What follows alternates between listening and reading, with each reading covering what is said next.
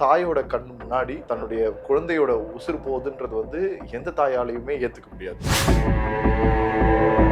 அதாவது அவங்க டர்ன் பண்றாங்க, ஒரு பெரிய பள்ளம் மாதிரி இருக்கு. நான் பேப்பர்ல படிக்கிற சிறிய பள்ளம்னு போட்டிருக்காங்க. ஒரு பள்ளம் மாதிரி இருக்கு. நார்த் வெஸ்ட் மண்டோல ஜாய் அலுகாஸுக்கு எதிர்க்க மட்டுமே வருஷத்துக்கு ஒருத்தராவது அந்த குழியில விழுந்து இறந்து போறவங்க இருப்பாங்க. இப்ப தெரிஞ்சு யாருமே மாத்த முடியலன்னா அப்புறம் என்னத்துக்கு இருக்கு? அப்ப இதெல்லாம் யார் சொல்லுவாங்க? அப்படி சரியிற அந்த குழந்தையோட தலை மேல அந்த லாரியோட டயர் வந்து அடுத்த செகண்ட் ஏறி இறங்கு. அம்மா பார்க்கும்போது இந்த வெள்ளை கலர் யூனிஃபார்ம் வெள்ளை இல்ல, அவ்வளவு இருக்கும் இல்ல, அது எப்படி இருக்கும்னு யோசிச்சு பாருங்க. இப்ப அந்த அம்மாவோட எண்ணம் எப்படி இருக்கும்? நான் இந்த பக்கம் சாஞ்சி என் குழந்தை இந்த பக்கம் பொழைச்சிருக்கலாம். யாரோ ஒருத்தவங்க உசுறு தானேன்னு போட்டு நான் கேட்கிறேன், இதே இடத்துல யாரோ ஒரு அமைச்சரோட, யாரோ ஒரு எம்எல்ஏவோட, யாரோ ஒரு கவுன்சிலரோட, ஏன் கட்சியில போஸ்டிங் இருக்கக்கூடிய வட்ட செயலாளரோட குழந்தைக்கு இப்படி நடந்ததுன்னா ரோடே புதுப்புலியா எப்படி பண்ண முடியுது? அப்ப மட்டும் எங்க போச்சு அந்த நிதி? ஏன்னா இங்க பிரச்சனை என்னன்னா, நிதிகள் ஒதுக்கப்படாது இல்ல, ஒதுக்கப்பட்ட நிதிகளை சரியாக பயன்படுத்தாங்க. நியூஸ்ல படிச்ச இந்த மாதிரி வந்து இதற்கான போலீஸ் காவல் அதிகாரி, போக்குவரத்து சார்ந்த அதிகாரி ராணியை வந்து சரியா இந்த மாதிரி டைம்ல எல்லாம் விடக்கூடாதுன்றது தெரிஞ்சு இந்த மாதிரி விட்டதுனால, அதை சரியா கண்காணிக்கிறதுனால சஸ்பெண்ட் பண்ணப்படுறாங்கன்னு பாக்குறோம். அப்ப இந்த ரோடை சரி பண்ணாதவர், அந்த ரோட்டுக்கான பொறுப்பா இருக்கக்கூடியவர், இந்த ஏரியாவோட கவுன்சிலரா இருக்கக்கூடியவர், அவரெல்லாம் என்ன? இது தமிழ்நாட்டுல மட்டும் கிடையாது, இந்தியா ஃபுல்லாவே நீங்க எங்க பாத்தீங்கன்னாலும் இதுல இருக்கு. ஏன்னா அதற்கு ஒரு கட்டுப்பாடே இல்லாம, ஏன்னா அதிகபட்சம் லாரிகளோட உரிமையாளர்களாக இருக்கக்கூடியவர்கள் அரசியல் பலம் வாய்ந்த மனிதர்களா இருக்காங்க. அதனால அவர்களை தொடவே முடியும். அதுவும் நீங்க குறிப்பா இந்த பள்ளிக்கரணை வேளச்சேரி சைட்ல எல்லாம் போய் பாத்தீங்கன்னா, இது எந்த ஏரியாமா? இது குளத்தூரியா? முதலமைச்சரோட தொகுதி. எவ்வளவோ நல்ல விஷயங்களை செய்ய. ஏன் தெரியுமா? இது முதல்ல அவர் காதுக்கே கொடுத்துட்டு போக கூடாதுன்னு நினைக்கிறாங்க. இங்க பிரச்சனையே அதுதான். பெருசா பேசக்கூடாத ஒரு செயல்களாக மாறுறது. இப்ப நீங்களும் நானும் சாலையில இருக்கக்கூடிய பிரச்சனையை பத்தி பேசுறதுனாலதான் இதை ஒரு 100 பேருக்காவது தெரியுமா? இல்லைன்னா எல்லாரும் சேர்ந்து லாரி வந்ததுனால நடந்த ஆக்சிடென்ட் முடிச்சுட்டு போயிட்டே இருப்பாங்க. அதிகாரத்துல இருக்கிறவங்க மேலதான் தப்பு. கண்டிப்பா.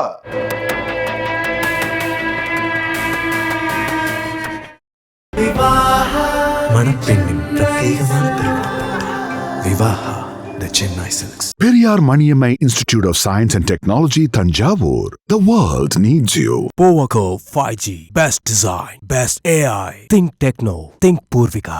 அறுவை சிகிச்சையில் கத்தை என்பது வரலாறு, ரோபோட்டிக் சர்ஜரி என்பது இன்றைய கூறு. தங்கம் புற்றுநோய் சிகிச்சை மையம், நாமக்கல் மற்றும் கான்பூர். கிங் டிவி நேயர்களுக்கு வணக்கம். இன்று நம்முடன் இணைந்திருக்கும் சிறப்பு விருந்தினர் சோசியல் ஆக்டிவிஸ்ட் திரு ஹரிகிருஷ்ணன் அவர்கள். சார் வணக்கம். சார் வணக்கம். சார், கொளத்தூர்ல சாலை சரியில்லாதனால அந்த வழியா போன ஒரு தாய் மகள் 2 பேரும் போயிருக்காங்க. சாலையில இருக்கிற பள்ளத்துல நிலை தடுமாறி கீழே விழுந்து ஒரு 5ஆம் வகுப்பு படிக்கிற சிறுமி கீழே விழுந்ததுனால பின்னாடி வந்த தண்ணீர் லாரியில தலை நசுங்கி உயிரிழந்த சம்பவம் தான் இப்போ சோசியல் மீடியா முழுக்க பேசும் பொருளா இருக்கு. அங்க என்ன நடந்தது முதல்ல அப்படின்றத பத்தி சொல்லுங்க. முதல்ல ஒரு தேங்க்ஸ் சொல்லணும். ஏன்னா முதல்ல நேத்திலிருந்து இந்த இன்சிடென்ட் பேசிட்டு இருக்க இடத்துல சாலையில இருக்கக்கூடிய பள்ளத்தை பத்தி பேசுறது நம்மளதான் இருப்பீங்க. ஏன்னா இங்க பிரச்சனையே அதான் இருக்கு. ஆக்சுவலி லாரினால ஆக்சிடென்ட் ஆகலன்னு சொல்ல முடியாது. இன்னைக்கு வரைக்கும் லாரி ஆக்சிடென்டால இறந்த மனிதர்களுடைய எண்ணிக்கை மட்டும் அவ்வளோ இருக்கு. ஒவ்வொரு இடத்துலயும் வயதானவர்கள் வந்து, அதுவும் குறிப்பா குழந்தைகள் வந்து நடக்கக்கூடிய அந்த இது வந்து ரொம்ப அதிகம். இது தமிழ்நாட்டுல மட்டும் கிடையாது, இந்தியா ஃபுல்லாவே நீங்க எங்க பாத்தீங்கன்னாலும் இதுல இருக்கும். ஏன்னா அதற்கு ஒரு கட்டுப்பாடே இல்லாம, ஏன்னா அதிகபட்சம் லாரிகளோட உரிமையாளர்களாக இருக்கக்கூடியவர்கள் அரசியல் பலம் வாய்ந்த மனிதர்களா இருக்காங்க. அதனால அவர்களை தொடவே முடியல. அதுவும் நீங்க குறிப்பா இந்த பள்ளிக்கரணை வேளச்சேரி சைட்ல எல்லாம் போய் பாத்தீங்கன்னாலே நியாயத்துக்கு நடக்கிற எல்லா ஆக்சிடென்ட்டுக்கான காரணமும் அவங்களதான் இருப்பாங்க. அதுலயும் அவர்களை எழுப்பக்கூடிய அந்த ஒலியோட சவுண்ட்லயே அவ்வளவு பயத்தை உருவாக்கும். ஒருத்தவங்க வந்து வண்டி ஓட்டிட்டு போறாங்கன்னா அவங்க சவுண்ட் இருக்கும், அந்த சவுண்டுக்கு லெஃப்ட் அடைச்சா அந்த இடத்துல லெஃப்ட்ல இவங்க வந்து நின்று இருப்பாங்க அந்த லாரியில. அந்த அளவுக்கு எல்லாம் மோசமான ஒரு சிச்சுவேஷன். அதுவும் குறிப்பா நம்ம சென்னையில பாத்தீங்கன்னா தண்ணீர் தட்டுப்பாடு இருக்கக்கூடிய பல பகுதிகளில் இந்த மெட்ரோ லாரிகள் மூலியமாகத்தான் அந்த தண்ணீர் வந்து நிரப்பப்படுது. அதுவும் குறிப்பா நீங்க இந்த மடிப்பாக்கம் சைட்லாம் பாத்தீங்கன்னா உங்களுக்கு கம்ப்ளீட்டா வந்து அந்த உப்பு கரைப்படைந்த ஒரு பகுதின்றதுனால நீங்க டேப்ல இருக்கக்கூடிய வாட்டர் யூஸ் பண்ண முடியாது. சம்பை வந்து ஃபில் பண்ணணும். அப்ப சம்பை வந்து லாரியில வந்து ஃபில் பண்ணுவாங்க, அந்த வாட்டர் தான் பயன்படுத்துவாங்க. இது நிறைய பகுதிகளில் இன்னமும் இருக்கு. சென்னையில அதிகபட்ச இடங்கள், ஏன்னா ஏரி குளங்களை ஆக்கிரமிப்பு பண்ணப்பட்டு நடத்துற எல்லா இடத்துலையுமே உங்களுக்கு அப்படிதான் இருக்கும். அப்ப இங்க லாரிகளோட பயன்பாடு அதிகம். ஆனா அதுக்கான ரெஸ்ட்ரிக்ஷன் இன்னைக்கு வரைக்கும் கொண்டு வரல. காரணம் இந்த அரசியல் தலையீடு தான் நம்ம பாக்குறோம். அதனால ஏற்பட்ட மரணங்கள் அதிகம். ஆனா இந்த குறிப்பா இந்த சிறுமியோட மரணம் வந்து 10 வயது சிறுமியோட மரணம் வந்து இது வந்து ரொம்ப கொடூரம். ஏன்னா ஒரு தாயோட கண் முன்னாடி தன்னுடைய குழந்தையோட உசுறு போகுதுன்றது வந்து எந்த தாயாலையுமே ஏத்துக்க முடியாது. அதுவும் நீங்க யோசிச்சு பாருங்க, இப்போ வரைக்கும் அந்த தாயோட மனநிலைமை எப்படி இருக்கும்? அதுவும் அவங்க கூட போய் இப்ப என் குழந்தைய நான் கூட்டிட்டு வந்து ஆக்சிடென்ட் ஆகி விழுறேன். அந்த விழுறதுல இந்த வண்டி இப்படி சாயுது. அதாவது அவங்க டர்ன் பண்றாங்க, ஒரு பெரிய பள்ளம் மாதிரி இருக்கு. நான் பேப்பர்ல படிக்கிற சிறிய பள்ளம்னு போட்டிருக்காங்க. ஒரு பள்ளம் மாதிரி இருக்கு. அது பண்ண மாட்டாங்க. ஏன் அப்படி ஒரு இது ஏங்க அப்படி இருந்தா தான் மாத்திக்க முடியும். இன்னைக்கு லாரியை கட்டுப்பாடு பண்றதுக்கு நீங்க ஒரு வார்த்தையை சொல்லி இந்த அனௌன்ஸ்மெண்ட் கொடுத்து பண்ணும்போது, அதே மாதிரி இங்க பள்ளங்கள் சீரழியாம இருக்கிறதோ பிரச்சனைன்றதை சொல்லணும் இல்லையா? ரோட் சேஃப்டி அவேர்னஸோட கோஆர்டினேட்டருங்க நானு. ரோட் சேஃப்டிக்காக எவ்வளவோ இடத்துல எவ்வளவோ மனிதர்களுக்கு நீங்க ஹெல்மெட் போடுங்க, இதை பண்ணுங்க, அதை பண்ணுங்கன்னு அவ்வளவு விழிப்புணர்வுகள் நாங்க ஏற்படுத்துறோம். அவங்க கேட்கிற ஒரே கேள்வி, ஏன் ரோடு சரியில்லைன்னு கேட்டா நான் பதில் சொல்ல முடியுதா? என்னைக்காவது சென்னையில இருக்கக்கூடிய ஏதாவது ஒரு சாலையாவது சரியா இருக்குன்றது சொல்ல முடியுதா? எதை எப்படி சரி பண்ணணும்னு இல்லாத அளவுக்கு மோசமான நிலைமையில இருக்கிறோம். எத்தனை மழை வரும்போதோ வெள்ளம் வரும்போதோ அல்லது பெய்யும் போதோ அந்த ஓபன் பண்ணப்பட்டு அந்த வேலை மழைநீர் குடிகளுக்காக ஓபன் பண்ணப்பட்டு செய்யப்பட்ட அந்த இதுவெல்லாம் அப்படியே திறந்து வச்சு அதுல விழுந்து முழுகினவங்க எத்தனை பேர் தெரியுமா? நார்த் உஸ்மான்ல ஜாயாலுக்காசுக்கு எதிர்க்க மட்டுமே வருஷத்துக்கு ஒருத்தராவது அந்த குழியில விழுந்து இறந்து போறவங்க இருப்பாங்க. இப்ப தெரிஞ்சு யாருமே மாத்த முடியலன்னா அப்புறம் என்னத்துக்கு இருக்கு? அப்ப இதெல்லாம் யார் சொல்லுவா? பேசவே மாட்டீங்கன்னு யார் சொல்லுவா? இன்னைக்கு நீங்க எல்லாரும் கடந்து போயிடுவீங்க. அந்த குடும்பத்துல ஏற்கனவே கணவனை இழந்தவங்க அவங்க தன்னுடைய வருமானத்துல மட்டும் பாத்துக்கிட்டு தன்னுடைய குழந்தையையும் கூட்டிட்டு போய் ஸ்கூல்ல விட்டுக்கிட்டு தன்னுடைய வாழ்க்கையை வாழ்ந்துகிட்டு இருக்காங்க. ஒரு பையன் இருக்கான்னு வச்சுக்கோங்க, பையன் பொண்ணு 2 பேர் இருக்கு. அந்த பொண்ணை வந்து அன்னைக்கு காலையில வந்து ஸ்கூலுக்கு எப்பவும் போல கூட்டிட்டு போறாங்க. அந்த ரோட்ல பெரம்பூர் அந்த ரோட்ல போயிட்டு நீங்க வந்து கட் பண்ணும்போது பாத்தீங்கன்னா அந்த சின்ன பள்ளத்துல இருந்து அவங்க வண்டி சரியும் போதே வண்டி வலது பக்கம் சரியுதுன்னா அம்மாவும் வலது பக்கம் சரியுறாங்க, குழந்தை மட்டும் இடது பக்கம் சரியுது. அப்படி சரியிற அந்த குழந்தையோட தலை மேல அந்த லாரியோட டயர் வந்து அடுத்த செகண்ட் ஏறி இறங்குது. அந்த அம்மா பார்க்கும்போது இந்த வெள்ளை கலர் யூனிஃபார்ம் வெள்ளை இல்ல, அவ்வளவு இருக்கும் இல்ல, அது எப்படி இருக்கும்னு யோசிச்சு பாருங்க. இப்ப அந்த அம்மாவோட எண்ணம் எப்படி இருக்கும்? நான் இந்த பக்கம் சாஞ்சி என் குழந்தை இந்த பக்கம் பொழைச்சிருக்கலாமே. குற்ற உணர்ச்சியிலே வாழ்நாள் முழுவதும் இருக்கும். அவங்களால மீண்டு வர முடியாதுமா, சுத்தமா மீண்டு வர முடியாது. நீங்க இதெல்லாம் நாங்க பர்சனலா நிறைய பார்த்திருக்கோம். நீங்க எங்களோட சமூக வட்டாரத்துல சாந்தின்னு சொல்லி எங்களுக்கு ரொம்ப முக்கியமான ஒரு அம்மா இருந்தாங்க. அவங்க வந்து 5 ஃபால்ஸ்ன்னு சொல்லி ஒரு ஆர்கனைசேஷன், பெண்களுக்காக மட்டும் வேலை பார்க்குறவங்க. எப்போ பார்த்தாலும் பெண்கள் நலனுக்காக வேலை பார்க்கக்கூடிய அந்த குடும்பமே அப்படிதான் இருக்கும். மொத்தமாவே டி நகர்ல தான் இருந்தாங்க. மொத்தமாவே அவங்க வீடு வந்து ஒரு சோசியல் குடாரம் மாதிரி எப்பவுமே சமூகம் சார்ந்து பயணிக்கிறதா இருக்கும். அவங்களுக்கு வந்து ஒரு மகன் ஒரு மகள். கோவிட்ல எல்லாம் அவங்க தான் முழு நேரமாக மருத்துவமனைகள்ல இருக்கக்கூடிய பேஷண்ட் கூடிய பணியில அந்த குடும்பமே இருந்தாங்க. அந்த மகளும் தான் பாத்துக்கிறாங்க. அந்த மகள் அவங்களுக்கு வந்து பாத்தீங்கன்னா ஒரு மகள் இருக்கா. ஸோ இப்போ குழந்தையோட பேர் வந்து உண்மையார். ரொம்ப பார்த்து வளர்த்து ரொம்ப இது பண்ணாங்க. கன்னியாகுமரி கல்யாணம் பண்ணி கொடுத்தது சொந்தக்காரங்க வீடு தான். இங்கே சென்னையில இருப்பாங்க, இந்த கோவிட்ல எல்லாம் இருந்தாங்க. அதுக்கப்புறம் திருப்பி கன்னியாகுமரி போயிட்டாங்க. ஸோ அதே மாதிரி இப்ப நீங்க இங்க பாக்குற இதே இன்சிடென்ட் கன்னியாகுமரியில அந்த குழந்தைய வந்து கூட்டிட்டு போறாங்க, ஸ்கூலுக்கு கூட்டிட்டு போயிட்டு வராங்க. அந்த வண்டியில வந்து அந்த சிக்னல் தாண்டி அந்த இடத்துல நின்றுட்டு இருக்காங்க. லாரி வந்து ரிவர்ஸ்ல வந்து இடிச்சு, ரிவர்ஸ்ல நின்றுட்டு இருக்கக்கூடிய வண்டியை லாரி ரிவர்ஸ்ல வந்து இடிச்சு, இதே மாதிரிதான் அம்மா இந்த சைடும் பொண்ணு இந்த சைடும் குழந்தை விழுந்து அந்த லாரி தலைமையில ஏறி குழந்தையோட உசுறு போச்சு. என்னையெல்லாம் அப்படி அந்த குழந்தை வந்து என் குழந்தை மேல அவ்வளோ அட்ராக்ஷனா இருக்கக்கூடிய அந்த குழந்தை இன்னைக்கு உசுரோட இல்லை. அவங்க கிட்டத்தட்ட 6-7 வருஷம் கழிச்சு அந்த குழந்தை கிடைச்சது. நம்மளால ஈஸியா சொல்லிட்டு போயிடலாம். அந்த குழந்தைக்காக அவர்கள் இருந்த தவம். அந்த குழந்தை ஒன்றும் இல்லை, உடம்பு சரியில்லாம அவங்களோட அந்த குழந்தைக்கு டாய்லெட் போறதுல ஒரு ப்ராப்ளம் இருந்தது. அதுக்கு அவங்க அம்மா எவ்வளவு துடிதுடிச்சாங்கன்னு எனக்கு தெரியும். அந்த குழந்தையே இப்ப இல்லைன்றதுன்னு ஒண்ணு இருக்குல்ல, அந்த கடைசி முகத்துல அந்த குழந்தைய போய் அந்த அடக்கம் பண்றது, அந்த ஊரே சேர்ந்து இவங்களை வெள்ளியாக்கி உன்னாலதான் குழந்தை இறந்ததுன்னு சொல்லி மென்டலி அவங்கள பிளாக் பண்ணி அவங்க அந்த இடத்துல இருந்து வெளியில வர முடியாம இவங்க குடும்பத்தினர் அந்த குழந்தைய பார்க்க விடாம யாருமே இல்லாம அந்த குழந்தைய வந்து அடக்கம் பண்ற சுச்சுவேஷனுக்கு போய் இங்க இருந்து ஓட முடியல. கன்னியாகுமரி 14 மணி நேரம் டிராவல் பண்ணணும். 700-800 கிலோமீட்டர் இருக்கு சென்னையில இருந்து. அப்ப அது எல்லாத்தையும் நாங்களாம் போறதுக்குள்ள அங்க இருக்கவங்க எல்லாத்தையும் முடிச்சிடுறாங்க. அதுக்கப்புறம் இங்க இருந்து அவங்கள கொண்டு மீட்டு வந்து வீட்டுக்கு கூட்டிட்டு வர 6 மாசம் வீட்டுக்குள்ள பித்து பிடிச்ச மாதிரி இருந்தாங்க. அந்த குழந்தை இல்லைன்றதே நாங்க சொல்லல. குழந்தை இருக்கா, குழந்தை சாப்பிட்றா, குழந்தை கீழே விளையாடிக்கிட்டு இருக்கா, குழந்தை பாயவிட்டு இருக்கா, குழந்தை வந்து வெளியில கேம் விளையாடிக்கிட்டு இருக்கா, குழந்தை டிவி பார்த்துட்டு இருக்கா, இப்படி சொல்லியே அவங்க அம்மாவை நாங்க வெளியில கொண்டு வரதுக்கு அவ்வளவு முயற்சி பண்ணோம். அதுக்கப்புறமா அவங்கள வந்து சிங்கப்பூருக்கு கொஞ்ச நாள் அனுப்பி விட்டோம். அங்கேயும் இருக்க முடியாம திருப்பி வந்தாங்க. அப்படியே அவங்கள மாத்தி கொண்டு வரதுக்குள்ள எங்களுக்கு கிட்டத்தட்ட 1 வருஷம் ஓடி போகுது. இது வந்து நாங்க நேர்ல பார்த்தனால இவ்வளவு சொல்ல முடிஞ்சது. இப்ப இதே மாதிரி தானே இருக்கும். இத்தனைக்கும் அவங்களுக்கு கணவன் கூட கிடையாது, எங்கேயாவது இருந்தாங்க. அந்த குழந்தையோட அவங்க அப்பா கிடையாது, அம்மா மட்டும்தான். இன்னைக்கு அந்த குழந்தை இறப்பு இருக்குல்ல, அந்த இறப்புல இருந்து அந்த அம்மா எப்படி மீண்டு வர போறாங்கன்னு தெரியல. இன்னைக்கு ஏதோ காரணத்தை சொல்லி என்ன சொல்லிட்டீங்க, லாரி வந்தது ஏத்துச்சு. ஆமா லாரி ஏத்துச்சு, ஓகே. அந்த பள்ளத்தை யாரு சரி பண்ணுவா? விழுந்திருக்கவே மாட்டாங்க, தேவையில்லையே. எவ்வளவு ரோடுகள் அப்படியே நீங்க ரோடு போட போறன்றதுக்காக சுரண்டி இருப்பாங்க, முழுசா சுரண்டி இருப்பாங்க. அதுல வந்து பாத்தீங்கன்னா நம்ம ஊர்ல ஒரு பெரிய பிரச்சனை என்ன தெரியுங்களா, எல்லாரும் பணக்காரன் கிடையாது. இன்னைக்கு வாகனங்கள் அதிகமா இருக்கு, கார் இருக்கு, பைக் இருக்கு, எல்லாம் இருக்கு. எவனும் பணக்காரன் கிடையாது. பணக்காரன் 30% தான் இருக்கான்.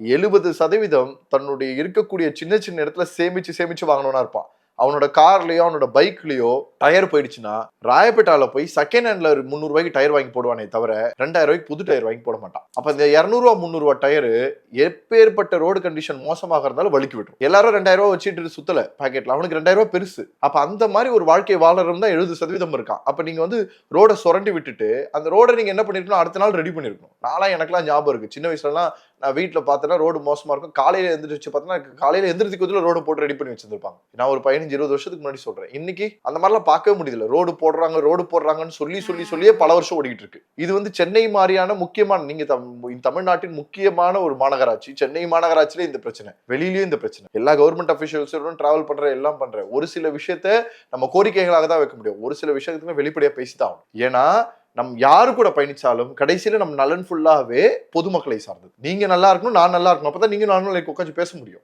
யாரோ ஒருத்தவங்க உசுறு தானேன்னு போட்டு நான் கேட்கிறேன், இதே இடத்துல யாரோ ஒரு அமைச்சரோட, யாரோ ஒரு எம்எல்ஏவோட, யாரோ ஒரு கவுன்சிலரோட, ஏன் கட்சியில போஸ்டிங் இருக்கக்கூடிய வட்ட செயலாளரோட குழந்தைக்கு இப்படி நடந்ததுன்னா ரோடே புதுப்பொலிவா மாத்திடுங்க. எப்படி பண்ண முடியுது? அப்ப மட்டும் எங்க போச்சது நிதி? ஏன்னா இங்க பிரச்சனை என்னன்னா, நிதிகள் ஒதுக்கப்படாது இல்ல, ஒதுக்கப்பட்ட நிதிகளை சரியாக பயன்படுத்தாது. அப்ப சரியாக பயன்படுத்தாததை கேள்வி கேட்க வேண்டிய இடம் அரசுத்துறை. அரசுத்துறையை கண்ட்ரோல் பண்ணி ஒரு இடத்துல வச்சிருந்தீங்கன்னா ஒண்ணும் பண்ண முடியாது. இதுதான் இங்க பெரிய இஷ்யூஸாவே போயிட்டு இருக்கு. இது எப்படி மாத்த போறாங்கன்றது புரியல. நீங்க அந்த எனக்கு இன்னமும் அந்த குழந்தை என்ன நடந்திருக்கும், அந்த குழந்தை என்ன வலியை அனுபவிச்சிருக்கும், அந்த ஒரு செகண்ட் நம்ம அகமதாபாத்தோட ஃபிளைட் ஆக்சிடென்ட்ல பேசுறோம், ஒரு செகண்ட்ல ஒட்டுமொத்த உடல்களும் கருகி போச்சு அப்படின்னு நம்ம பேசுறோம்னா, ஒரு செகண்ட்ல தன்னுடைய மொத்த தலைபாகமும் அது வந்து இது பண்ண முடியாதுமா. எக்காரணத்தை கொண்டும் நீங்க இது எடுத்துட்டு வரவே முடியாது. நீங்க ஒட்டுமொத்த இடத்தையும் இந்த மாதிரி சரி பண்ணி ஆகணும். இன்னைக்கு நம்ம நியூஸ்ல படிச்ச இந்த மாதிரி வந்து இதற்கான போலீஸ் காவல் அதிகாரி, போக்குவரத்து சார்ந்த அதிகாரி ராணியை வந்து சரியா இந்த மாதிரி டைம்ல எல்லாம் விடக்கூடாதுன்றது தெரிஞ்சு இந்த மாதிரி விட்டதுனால, அதை சரியா கண்காணிக்காதனால சஸ்பெண்ட் பண்ணப்படுறாங்கன்னு பாக்குறோம். அப்ப இந்த ரோட சரி பண்ணாதவர், அந்த ரோட்டுக்கான பொறுப்பா இருக்கக்கூடியவர், இந்த ஏரியாவோட கவுன்சிலரா இருக்கக்கூடியவர், அவரெல்லாம் என்ன பண்ணுவீங்க? அன்னியன் படத்துல அந்த கோட் சீன்ல வர மாதிரி இருக்கு சார் நம்ம பேசுறது. உண்மை, யதார்த்தமான உண்மைமா. எத்தனை பேரோட மனசுக்குள்ள குமுறல்கள் இருக்கும். நீங்க செய்திகள்ல நியூஸ்ல பார்த்துட்டோம், வேற வழியே இல்ல, அது வெளியில தெரிஞ்சிருச்சுன்றதுனால தான் எல்லா செய்திகளும் கவர் பண்ணுச்சு. ஆனால் அதே சமயம் மத்த எதுவுமே பேசல. இத்தனைக்கும் அது எந்த ஏரியா? அது சரி, இப்போ வரைக்குமே எந்த ஏரியாமா? இது கொளத்தூர் அவர்களுடைய தொகுதி, முதலமைச்சரோட தொகுதி. எவ்வளவோ நல்ல விஷயங்களை செய்ய. ஏன் தெரியுமா? இது முதல்ல அவர் காதுக்கே கொடுத்துட்டு போக கூடாதுன்னு நினைக்கிறாங்க. இங்க பிரச்சனையே அதுதான். முதலமைச்சர் அவர்களுடைய மனசு, ஏன்னா நான் ரொம்ப வருஷமா பார்த்தது இல்ல, இன்னைக்கு சமூகம் சார்ந்து முதலமைச்சர் அவர்கள் எடுக்கக்கூடிய ரொம்ப நல்லா இருக்கும். நீங்க தன்னார்வலர்களை ஒருங்கிணைக்கணும்ன்றதும், தன்னார்வர்களுக்கு அடையாளம் கொடுக்கணுன்றதும், சமூக சேவர்களுக்கான அங்கீகாரங்கள் கொடுக்கணுன்றதும், அவங்களுக்கு கை கொடுத்து தூக்கிட்டு வரணுன்றதுல அவ்வளவு இருக்கும். ஆனா ஈகோ பிடிச்ச ஆபீசர்ஸ் பல பேர் இருக்கிறதுனால இது எதுவுமே நடத்த விட மாட்டாங்கன்ற விஷயம் அவருக்கு போய் காதுல போய் சேர்ந்துச்சுன்னா அது இவங்களுக்கு பிரச்சனை ஆகும்ன்றதுனாலே இதை முழுக்க மூடி மறைக்கிறது, பெருசா பேசக்கூடாத ஒரு செயல்களாக மாறுறது. இப்ப நீங்களும் நானும் சாலையில இருக்கக்கூடிய பிரச்சனையை பத்தி பேசுறதுனாலதான் இதை ஒரு 100 பேருக்காவது தெரியுமா? இல்லைன்னா எல்லாரும் சேர்ந்து லாரி வந்ததுனால நடந்த ஆக்சிடென்ட் முடிச்சுட்டு போயிட்டே இருப்பாங்க. அதிகாரத்துல இருக்கிறவங்க மேலதான் தப்புன்னு. கண்டிப்பா இந்த மாதிரி ஒண்ணு இருக்கு சார், இதனாலதான் நடக்குது சார், இந்த விஷயத்துல இவ்வளோட தலையீடு இருக்கு சார், அரசியல் தலையீடு இருக்கு சார், இல்லது அதிகாரிகளோட தலையீடு இருக்கு சார், இதை வந்து நாங்க சரி பண்ணணும்னு சார்னு நீங்க போய் பாருங்க. முதலமைச்சராக இருந்தாலும் துணை முதலமைச்சராகவும் இருந்தாலும் இறங்கி வேலை பார்க்குற ஆட்களாக தான் இருக்காங்க. நீங்க முதல்ல பார்த்த அரசியல்வாதிகளாக இன்னைக்கு எந்த அரசியல்வாதிகளும் இல்ல. ஆனா கீழ்மட்டத்தில் இருக்கக்கூடிய அரசியல்வாதிகள் மாறவே இல்லை. பிரச்சனை அதுதான். இன்னைக்கு அவரோட தொகுதிகள்ல இன்னைக்கு வந்து முதல்வர் படைப்பகம்னு ஒண்ணு உருவாக்குனாங்க. இன்னைக்கு அது வந்து சென்னை ஃபுல்லா இருக்கக்கூடிய எல்லா இடத்துலயும் வந்து கொண்டு வர போறாங்கன்றாங்க. எவ்வளவு நல்ல ஸ்கீம் தெரியுங்களா? 2.5 மணி நேரத்திற்கு நீங்க போய் அந்த இடத்துல போய் கம்ப்யூட்டர் அக்சஸ் பண்ணி நீங்க படிக்கிறதுக்கு, நீங்க போட்டித் தேர்வுகளும் எதுக்கு வேணாலும் படிச்சுக்கலாம். எல்லா வைஃபை ஃபெசிலிட்டியோட ஏசி போட்டு எல்லா ஃபெசிலிட்டிஸும் வச்சிருப்பாங்க. நீங்க படிக்கிறதுக்கு 2.5 மணி நேரத்துக்கு எவ்வளவு தெரியுமா? 2.5 மணி நேரத்துக்கு 5 ரூபாய். எவ்வளவு சூப்பரான ஸ்கீம் பாருங்க. அவர்கிட்ட இந்த ஸ்கீம்னால பயனடைறது, இந்த ஸ்கீமை பத்தி பேசுறதுக்கு தான் ஆட்கள் இருக்காங்களே தவிர, இதே இடத்துல அந்த ஸ்கீமை பயன்படுத்துறதுக்காக ஒருத்தவங்க வண்டியில போய் ஆக்சிடென்ட் இறந்து போனாங்கன்னு சொல்ல யாரும் இல்லை. இங்க பிரச்சனையா அதுதான். நாங்க அவ்வளோ விஷயங்களும் ஒவ்வொன்றும் பண்றோம். ஆனா பண்ற எந்த விஷயங்களுமே எடுத்துட்டு போய் சேர்த்தாதானே முடியும். யாரு சரியான மனிதர்கள், யார் தவறான மனிதர்கள் தெரியாதனால தானே தோத்து போயிட்டு இருக்கோம். அந்த கோப்பையை எடுத்துக்கிட்டு ஒருத்தர் நான் இந்தியா முழுவதும் கோப்பை அடிச்சுன்னு சொல்லி மாற்றுத்திறனாளி ஒருத்தர் போய் சிஎம் கிட்ட போய் போட்டோ எடுத்துட்டு வந்தாரு பாருங்க. அப்படி ஒரு நடக்கவே இல்லாத ஒரு விஷயத்த நடந்தது இல்லையா? இதுதான அரசியல் தலையீடு. ஆனா உண்மையிலேயே ஒரு மாற்றுத்திறனாளி விளையாடி ஜெயிச்சிட்டு இருக்கவன கைப்பிடிச்சு தூக்க யாரும் இல்லை. அவனை கண்டுக்கிறதுக்கும் ஆள் இல்லை, பேசுறதுக்கும் ஆள் இல்லை. இன்னைக்கு இந்த அம்மாவால எதுவும் பேச முடியாதுமா. இந்த அம்மா கிட்ட போய் நீங்க மைக் எடுத்துட்டு போய் நின்று பாருங்க, என்ன பேசுவாங்க? அவங்க பேசுற மனநிலைமையிலே கிடையாது. அடுத்த 1 வருஷத்துக்கு அவங்க வெளியில வர மாட்டாங்க.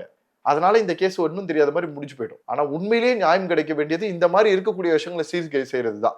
நான் கூட ஒரு வாரத்துக்கு முன்னாடி எந்த ரோடுன்றதை மறந்துட்டேன், வந்துகிட்டே இருக்கேன். வரும்போது பாத்தீங்கன்னா திடீர்னு வந்து ஒரு டிராபிக் ஆகுது.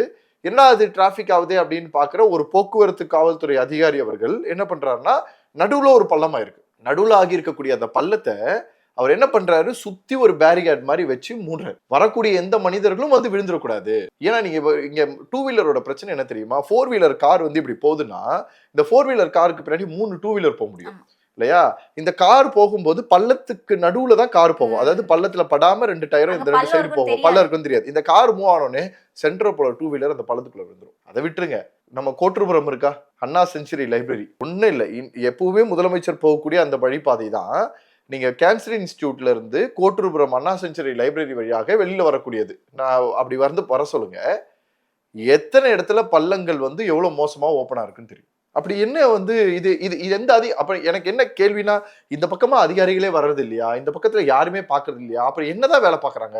இதற்காகத்தான் லோக்கல் வார்டுல இருந்து, லோக்கல் இதுல இருந்து, அடுத்து அதற்கான ஜோனல் ஆபீசஸ்ல இருந்து, கார்பரேஷன்ல இருந்து, டிஸ்ட்ரிக்ட் கலெக்டரேட், சென்னையில மட்டும் தான் கலெக்டரேட் கமிஷனரேட்னு 2 வகையில நடக்கக்கூடியது. இப்படி எல்லாம் இருக்கக்கூடிய இடத்துல இந்த பிரச்சனையை அனுபவிக்க, அப்ப நாளைக்கு ஏன் உசுரும் போனா போதும்னு நினைக்குதுன்னு அர்த்தம். சரி, நிச்சயமா. சமீபத்துல ஒரு ஆட்டோ ஓட்டுநர் பெண் ஒருத்தவங்க கூட இந்த பள்ளத்துல தடுமாறி ஆட்டோவே கவிழ்ந்தது. அப்ப அவங்க சொல்லியிருந்தாங்க, ஏன் பள்ளத்தை போறீங்க, எதனால இந்த மாதிரி பள்ளம் வருது அப்படின்னு. ஆனா ஒரு சிஎம் வரும்போது மட்டும் அந்த ரோடு பளபளன்னு மின்னுதே சார். அடுத்த நாள் இருக்காது. ஏன்னா டெம்பரரியா கொடுக்கக்கூடிய சொல்யூஷன் வந்து பளபளன்னு இருக்கும், மத்தது வந்து உங்களுக்கு பளபளன்னு சார். முதல்ல ரோட்ல பள்ளம் எப்படி சார் வருது? நீங்க 2 விஷயம் தான். ஒரு இடத்த ரெடி பண்றாங்கன்னு வச்சுக்கோங்களேன், அது மட்டமான ஒரு குவாலிட்டியில ரெடி பண்றது, அதுல நடக்கக்கூடிய ஊழல். 3வது வந்து பாத்தீங்கன்னா அங்க லோக்கல் பப்ளிக்ல இருக்கக்கூடியவங்களும் வந்து ஆக்கிரமிப்பு பண்ணி வச்சிருக்கிறது. இந்த 3 விஷயங்களுமே நடக்கிறது தான். நம்ம அதிகாரிகளை மட்டும் சொல்லக்கூடாது, பப்ளிக்லயும் சொல்லுவோம். அது அவ்வளவு பெரிய பள்ளமா இருக்கு போல இருக்கு. இப்ப கிட்டத்தட்ட வந்து டிரைனேஜ் பள்ளத்தை விட மிகப்பெரிய ஒரு பள்ளம் மாதிரி இருந்திருக்கு அந்த இடம். இது மாதிரி எவ்வளவு இடத்துல இருந்திருக்குன்னு யோசிச்சு பாருங்க. நீ கட் பண்ற இடத்துல அந்த அம்மாக்கு இது விழுது அப்படின்னா, நீங்க நான் சொல்றது நேர்ல போகும்போதே இது பிரச்சனைனா, கட் பண்ற இடத்துல இருக்கிறதுலாம் யாருக்கு தெரியும்? இது வந்து ஒரு பகுதியில மட்டும் கிடையாது, தமிழகம் முழுக்க இருக்கக்கூடிய அனைத்து பகுதிகளிலுமே இருக்குன்னு சொல்றேன். அப்ப இதுக்கு ரோடு போடாமலே இருந்திருக்கலாம். நீங்க மொத்தமாவே பள்ளமா இருந்ததுன்னா பள்ளத்தோட எப்படி ஓட்டணும்னாவது நான் எனக்கு தெரிஞ்சிருக்கும். பாதி பள்ளமும் பாதி சரியான ரோடும் இருக்கும்போது எனக்கு அது ஒரு பிரச்சனை வருது இல்ல. இன்னொன்னு பாருங்க, 10 மீட்டர் இடைவெளி விட்டு வர்றோம். As per the rule safety rules படி 10 மீட்டர், ஒரே ஒரு மீட்டர் யாராவது ஒருத்தவங்க டிஸ்டன்ஸ் ஃபாலோ பண்றாங்கன்னு சொல்லுங்க பாப்போம். ஒண்ணு கூட இருக்காது. ஆக்சுவலி பிங்க் பஸ்ன்னு ஒண்ணு கொண்டு வந்தாங்கல்ல, அது அந்த பிங்க் கலரு பஸ்ல இருந்ததை விட நிறைய வாகனங்கள் மேல ஒட்டி இருந்தது அதிகம். ஃபுல்லா பிங்க் கலர்ல பெயிண்ட் அடிச்சு வச்சிருந்தது. பஸ் ஒவ்வொரு டைமும் எடுக்கும் போது இப்படி ரிவர்ஸ் வந்துட்டு முன்னாடி போகும், லைட்டா ரிவர்ஸ் வந்துட்டு முன்னாடி போகும். பின்னாடி ஒரு கார் இருக்கும், அந்த கார் கண்ணாடி எல்லாம் உடையும், அது ஃபுல்லா பிங்க் ஆயிருக்கும். முன்னாடி போகும்போது உரசுறதுல பிங்க் ஆயிருக்கும். எல்லா வண்டியில இருக்கக்கூடிய அந்த சாயங்களும் மத்த வண்டிகள்ல போயிடும். அப்ப அதுல இருந்தே தெரிஞ்சுக்கலாம் எத்தனை இடத்துல எவ்வளவு நடந்திருக்குன்னு. நீங்க 10 மீட்டர்ன்றது வந்து ஏன் கொடுக்குறாங்க? முதல்ல அதுக்கு ஒரு ரீசன் இருக்கு. நான் வந்து ஒரு டைம் வந்து இந்த இதுல இருந்து வந்தேன், பெசநகர் டு எல்பி ரோடு அடையாறுல இருந்து டுவர்ட்ஸ் வந்து நம்ம கிண்டி வர வழி வந்துட்டு இருக்கேன். மத்திய கைலாஷோட சிக்னல் தாண்டி த்ரூ வந்து ஐஐடி மெட்ராஸ் வர அந்த ரூட்கா நான் வந்துட்டு இருக்கேன். அப்படி நான் ஸ்ட்ரெயிட்டா வந்துட்டு இருக்கும் போது ஒரு கார் வந்து சடனா பிரேக் போடுறாங்க. காருக்கு முன்னாடி இன்னொருத்தரும் பிரேக் போடுறாங்க. ஸோ அவங்க சடனா பிரேக் பண்றாங்க. நான் வந்து கிட்டத்தட்ட ஒரு 3 மீட்டர் டிஸ்டன்ஸ் தான் இருந்திருப்பேன்னு நினைக்கிறேன். எனக்கு தெரிஞ்சு என் வண்டியில 3 மீட்டர் டிஸ்டன்ஸ்ல பிரேக் பிடிச்சி கூட என் வண்டி போய் அந்த கார்ல போய் மோதுது. அந்த காரு அந்த பின்னாடி இருக்கக்கூடிய பார்ட்ஸ் வந்து உடையுது. ஓகேங்களா? இப்ப அவங்க அங்கேயே எனக்குள்ள சண்டை. நான் அதுக்கப்புறம் சரி ஓகேன்னு நான் வந்து ரூல்ஸ் பேசுறேன். நீங்க எப்படி சடன் பிரேக் போடலாம், நான் தானே ஓட்டிட்டு வரேன், நான் 3 மீட்டர் டிஸ்டன்ஸ் மெயின்டைன் பண்ணிட்டு வரேன், நான் சடன் பிரேக் போடுறீங்க, அப்படியும் மீறி வருது, நான் இடிக்கணும்ன்றது வரல, நீங்க ஏற்கனவே உடஞ்சது இருக்கு, அவங்களுக்கு ஆல்ரெடி உடஞ்சும் இருக்கு, அது இல்லாம எந்தும் இடிச்சிருக்கு, நான் தெரியுது. பட் இது வந்து நான் பேசுறேன், அவங்க இன்னும் பேட் வேர்ட்ஸ் எல்லாம் யூஸ் பண்ணி பேசுறாங்க. இது ஒரு பெரிய கிளாஷ் ஆகுது. நானே போலீஸ்க்கு கால் பண்ணிட்டு போலீஸ் வந்துட்டாங்க. ஸோ வந்த உடனே போலீஸ் வந்து 2 வண்டி ஓரம் கட்டியாச்சு. ஓரம் கட்டின உடனே நான் வந்து பைக்கு, அவங்க காரு. ஸோ இப்போ வந்து போலீஸ் வந்த உடனே பேசுறோம். பேசிட்ட உடனே எல்லாத்தையுமே சொன்ன உடனே அப்புறமா போலீஸ் ஆஃபீஸர்ஸ் வந்து சொல்றாங்க, நான் இத்தனைக்கும் ரூல் சேஃப்டியில் இருக்க எனக்கு தெரியாது இது வரைக்கும், அப்பதான் தெரியுது. எல்லாருக்கும் கால் பண்ண உடனே சார் 10 மீட்டர் டிஸ்டன்ஸ் கம்பல்சரி வந்தே ஆகணும் சார் அப்படின்னா. நான் சொன்னேன் அது பஸ்ஸுக்கு பின்னாடி மட்டும் தானே சார் எழுதிருக்கும், வேற எதுலையுமே நான் பார்த்ததே கிடையாது அப்படின்னு கேட்பேன். அதுக்கு அவங்க சொன்னாங்க, இல்ல சார் நீங்க வந்து அந்த கார் டிரைவ் பண்றவங்களா நினைச்சு பாருங்க, வண்டி போயிட்டே இருக்கு, திடீர்னு இன்ஜின் ஃபால்ட், வண்டி ரன் ஆகல, ஸ்டாப் ஆயிடுச்சு. பேஷண்ட் அந்த ஓட்டுற டிரைவர் மேல குறை சொல்ல முடியுமா? முடியாது. என்னன்றதே தெரியாது. திடீர்னு வண்டி ஸ்டாப் ஆயிடுச்சு. அப்ப பின்னாடி வரக்கூடியவர் 10 மீட்டர் டிஸ்டன்ஸை ஃபாலோ பண்ணி இருந்து பிரேக் பிடிச்சிருந்தா மட்டும்தான் அவர் கரெக்டா ஒரு 5 மீட்டர் கிட்டயாவது வந்து ரொம்ப ஜோன்ல வந்து பண்ணிருப்பாரு. அப்ப அது இடிச்சிருக்காம இருக்கிறதுக்கு வாய்ப்பு இருக்கு. இதுக்கு தான் 10 மீட்டர் டிஸ்டன்ஸ் மெயின்டைன் பண்ணணும்னு சொன்ன உடனே நான் அங்கே இடத்துல அவங்க கிட்ட சாரியை கேட்டு அந்த இது வந்து இது பண்ணிட்டு வந்தோம். ஏன் இதை சொல்றேன்னா, தப்பு நம்ம மேல இருக்குதுன்றதே நமக்கு தெரியாது. நீங்க அவங்களோட பார்வையில இருந்து பாத்தீங்கன்னா மட்டும் தான் தெரியும். சோ இந்த மாதிரி நம்ம எதையுமே ஃபாலோ பண்றது இல்லை. ஆனா பாருங்க, சீட் பெல்ட் போடல ஃபைன், சீட் பெல்ட் போடலன்னு ஏஐ கேமரா வச்சு உங்களுக்கு ஃபைன், நீங்க வந்து ஹெல்மெட் போடல ஏஐ கேமரா வச்சு ஃபைன், எல்லாத்துக்கும் பெனால்டி போட முடிச்ச நீங்க பண்ற தப்புக்கு யார் ஃபைன் போடுவோம்? இப்ப இந்த 10 மீட்டர் டிஸ்டன்ஸ் ஃபாலோ பண்ணலன்னு எல்லா வண்டிக்கும் ஃபைன் போடுங்க. ஏன் அதெல்லாம் பண்ண முடியல? அப்ப வந்து உங்களால பண்ண முடிச்ச எதுக்குமே நீங்க பண்ண மாட்டீங்க. நாங்க பண்ண வேண்டியதுல மட்டும் எல்லாத்தையும் பண்ணணும். ஆனா நான் ஒரே விஷயம் சொல்வேன், இந்த குழந்தைக்கு கூட அவங்க ஹெல்மெட் போட்டு இருந்திருக்கலாம். ஏன்னா இந்த ஹெல்மெட்டோ மற்ற விஷயங்கள்லாம் மற்றவங்க எப்படி வேணா பேசிட்டோங்க. ஆஸ் அ பேசிக்கலா ஒரு சோஷியல் ஒர்க்கரா, ஒரு டிராஃபிக் அவேர்னஸ் கேம்பெயின் ஹோல்டரா நான் மனசுல நினைக்கிறது எல்லாமே ஒன்னே ஒண்ணுதான். யார் எப்படி வேணா இருக்கட்டும், நாம சரியா இருந்தோம். நம்ம குழந்தை உசுறு நமக்கு முக்கியம். ஒருவேளை ஹெல்மெட் போட்டிருந்தா, ஏன்னா உண்மையிலேயே நீங்க ஹெல்மெட்டோட இதுல நீங்க எவ்வளவு ஃபோர்ஸா ஏறினாலும் மொத்தமா நசுங்காது. தலை நசுங்கிறதுக்கு வாய்ப்பு இல்லை. அது மேபி ஒரு சிராய்வுகளுக்குள்ளதான் ஆட்பட்டிருக்கும். ஏன்னா நிறைய மாதிரி நாங்களே கேம்பெயின் பண்ணிருக்கோம். ஒரிஜினல் ஹெல்மெட் நீங்க யூஸ் பண்ணியிருந்தீங்கன்னா அவ்வளவு சீக்கிரத்துல அந்த மாதிரி பெரிய லெவல்ல ப்ராப்ளம்லாம் வராது. ஈவன் அந்த இடத்த வழிக்கு அந்த தலை அந்த குழந்தைய வெளியில வந்திருக்குமே தவிர இவ்வளவு தூரம் ஆயிருக்காதுன்றதுதான் மனசுல. ஏற்கனவே பீக் ஹவர்ஸ் தவிர்த்து 11 முதல் 4 மணி வரைக்கும் தான் இந்த லாரிகள், மெட்ரோ லாரிகள் வந்து போகணும் அப்படின்ற ஒரு விதி இருக்குன்னு நினைக்கிறேன். ஆனா இந்த டைம்ல பீக் ஹவர்ஸ்ல லாரிகள் வரதுக்கான இது என்ன சார்? அதான் இதான் காரணம். தண்ணீர் தட்டுப்பாடுன்னு ஒண்ணு இருக்கு இல்லையா? இந்த தண்ணீர் தட்டுப்பாடை ஃபுல்ஃபில் பண்றதுக்கு இவங்க இந்த லாரி டிரைவர் காட்டக்கூடிய டிமாண்ட், இந்த பொலிட்டிக்கல் இன்ஃபுளுன்ஸ்ல கிடைக்கக்கூடிய ப்ரெஷரைஸ்டு, அது எல்லாத்தையும் பண்ணணும். நான் சம்பாதிக்கணும்னா எப்போ வேணாலும் நான் எந்த டைம் வேணா வண்டி ஓட்டிக்கலாம், எந்த டைம் வேணா வண்டி ஓட்டினா எவனும் கேள்வி கேட்க மாட்டானா, அதுதான் போகும். நீங்க எந்த இடத்துலயுமே லாரியை பிடிக்கிறது கிடையாது. எந்த இடத்துலயுமே நீங்க சென்னையில எந்த சென்னை மட்டும் இல்ல, சென்னையில இருந்து தாம்பரம் வரைக்கும் நீங்க எங்க போனீங்கனாலும் எந்த லாரியும் பிடிக்க மாட்டாங்க. ஏன்னா பழகி போச்சு. இன்னைக்கு இந்த ரூல்ஸை திருப்பி கொண்டு வந்த உடனே அடுத்த ஒரு வாரத்துக்கு சூப்பரா லாரி அலோவ் பண்ண மாட்டாங்க. அதுக்கப்புறம் திருப்பி ஆரம்பிச்சு. ஏன்னா சார், நான் இருந்த பகுதியிலையும் காலையில லாரி எல்லாம் வரக்கூடாதுன்னு ஸ்டாப் பண்ணி வச்சிருந்தாங்க. ஒரு வாரம் கழிச்சு மறுபடியும் லாரியை பார்க்க முடியுது. ஏன்னா இதுதான் வந்து அதிகாரிகளாக இருப்பவர்கள் வந்து அதிகாரம் செய்வது மட்டும் பெருசு கிடையாது. அந்த அதிகாரத்தை சரியாக பயன்படுத்தி அது நடக்காம இருக்கிறதுக்கு பாதுகாக்க வேண்டியது ரொம்ப முக்கியமான ஒரு விஷயம். அண்ணா யூனிவர்சிட்டியில அந்த பொண்ணுக்கு ஒரு விஷயம் நடக்குது அப்படின்னா, அந்த பொண்ணுக்கு கிடைக்கக்கூடிய ஜஸ்டிஸ்ன்றது அந்த கிடைக்கக்கூடிய தண்டனை மட்டும் இல்லை, அடுத்து இன்னொரு பொண்ணு அந்த அண்ணா யூனிவர்சிட்டி லிஸ்ட்ல ஆட் ஆயிடக்கூடாது. அது அண்ணா யூனிவர்சிட்டின்னு சொல்லக்கூடாது, வேற எல்லா காலேஜஸ்லயும் எல்லா இடத்துலயுமே பார்க்கணும். ஒரே இடத்து உடனே ஃபோக்கஸ் பண்ணக்கூடாது, இங்கதான் பிரச்சனை அப்படின்னு போகிறத விட்டுட்டு எல்லா இடத்துலயும் பொதுப்படிவா என்ன மாதிரி சொல்யூஷன் கொடுக்க முடியும்னு பார்க்கணும். சார், சிறுமி சௌமியா உயிரிழந்ததுக்கு லாரி ஒரு காரணமா இருந்தாலும் கூட மிக முக்கிய காரணம் அந்த பள்ளம் அப்படின்னே சொல்லலாம். ஆனா இப்போ வரைக்குமே ரோடு போனோன்னு எந்த வேலையும் அங்க நடந்த மாதிரி தெரியல, நம்ம நியூஸ்லயும் பார்க்கல. ஆனா குடிநீர் மெட்ரோ லாரிகளுக்கு நேர கட்டுப்பாடு விதித்து தொடர்பாக அந்த அதிகாரிகள் கூட போலீசார் வந்து இப்போ பேசிட்டு இருக்கிறது, ஆலோசனை பண்றாங்க அப்படின்ற ஒரு செய்தி வந்து இல்ல, அனௌன்ஸே பண்ணிட்டாங்க. அது நல்லதும் கூட தான், தப்பு கிடையாது. ஆக்சுவலி அதான் சொல்லல, ஒரே இடத்துல 2-3 விஷயத்த நமக்கு உணர்த்தி இருக்கு.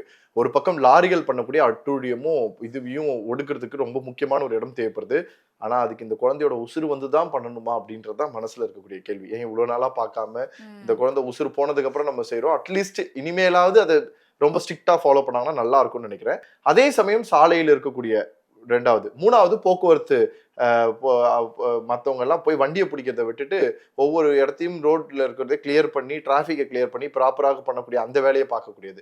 4வதாக பார்த்தீங்கன்னா மாநகராட்சி அதிகாரிகளோட அங்கே இருக்கக்கூடிய பங்கு, அதுக்கப்புறம் பொதுமக்களுடைய பங்கு, தேவையில்லாத இடத்துல வாகனங்களை நிறுத்துறது, ரோட்ல போயிட்டு வண்டி அப்படியே தனக்கேற்ற மாதிரி லெஃப்ட்ல நிறுத்திக்கிறது, எங்க மெயின் ரோட்லயும் உனக்கு யார் வேணாலும் கஷ்டப்படாம உன்னோட இஷ்டத்துக்கு நீ பண்ணிடுறது. இந்த மாதிரி எல்லாருமே இந்த இடத்துல திருந்துரும். ஒருத்தர் மட்டும் திருந்தினா பத்தாது, எல்லாருமே மாறணும்ன்றதான் என்னோட நோக்கம். அது நடந்துச்சுனாலே சரியா இருக்கும் நம்புறேன். சார், சிறுமி உயிரிழப்பு குறித்து ஒரு சரியான புரிதல் கொடுத்திருந்தீங்க. போக்குவரத்து ரூல்ஸ் பத்தியும் தெளிவா சொல்லியிருந்தீங்க. தொடர்ந்து பேசலாம் சார். நன்றி. நன்றி. மணப்பெண்ணின் பிரத்யேகமான திருமணம் Vivaha, the Chennai Silks. Periyar Maniammai Institute of Science and Technology, Thanjavur. The world needs you. Powaco 5G, best design, best AI. Think Techno, think Purvika. அறுவை சிகிச்சையில் கத்தை என்பது வரலாறு, ரோபோட்டிக் சர்ஜரி என்பது இன்றைய கூறு. தங்கம் புற்றுநோய் சிகிச்சை மையம், நாமக்கல் மற்றும் கான்பூர்.